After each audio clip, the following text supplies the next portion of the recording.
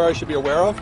According to the United Nations, there are a total of 30 human rights, which are usually lumped together and called simply human rights.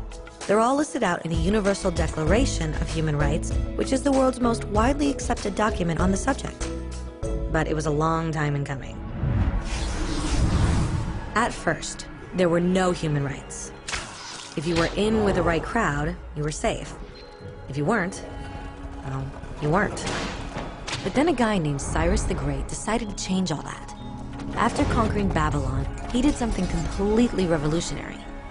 He announced that all slaves were free to go. He also said people had the freedom to choose their religion, no matter what crowd they were a part of. They documented his words on a clay tablet known as the Cyrus Cylinder. And just like that, human rights were born.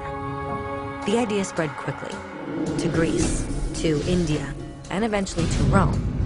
They noticed that people naturally followed certain laws, even if they weren't told to.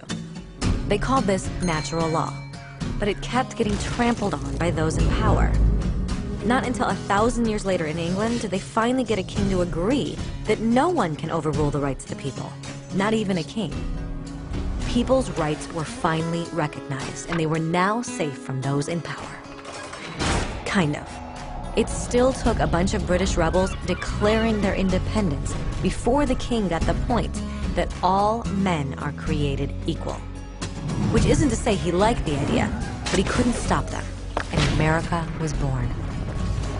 The French immediately followed with their own revolution for their own rights. Their list was even longer, and they insisted that these rights weren't just made up. They were natural. The Roman concept of natural law had become natural rights. Unfortunately, not everyone was so thrilled. In France, a general named Napoleon decided to overthrow the new French democracy and crown himself emperor of the world. He almost succeeded, but the countries of Europe joined forces and defeated him. Human rights was again a hot topic. They drew up international agreements, broadly granting many rights across Europe. But only across Europe. The rest of the world somehow still didn't qualify. Instead, they got invaded, conquered, and consumed by Europe's massive empires. But then a young lawyer from India decided enough was enough. His name was Mahatma Gandhi, and in the face of violence, he insisted that all people of Earth had rights, not just in Europe. Eventually, even Europeans started to agree. But it wasn't going to be that easy. 2 world wars erupted. Hitler exterminated half the Jewish population of Earth in horrifying Nazi death camps.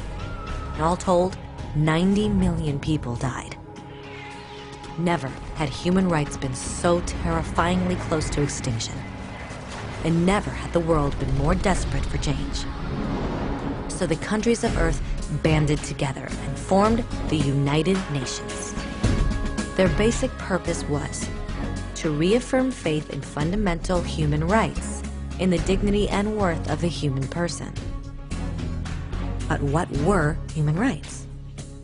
Were they the proclamations of Cyrus, the natural laws of Rome, the declarations of France? Everyone seemed to have a slightly different idea of what human rights should be. But under the supervision of Eleanor Roosevelt, they finally agreed on a set of rights that applied to absolutely everyone. The Universal Declaration of Human Rights. The French concept of natural rights had finally become human rights. So, in summary, at first, only a few lucky people had any rights, until one of those guys decided, hey, other people should have some rights too, which was great, except not everyone agreed. And it only took a few thousand years of fighting and declarations and more fighting until everyone finally agreed that human rights should apply to everyone. And they all lived happily ever after.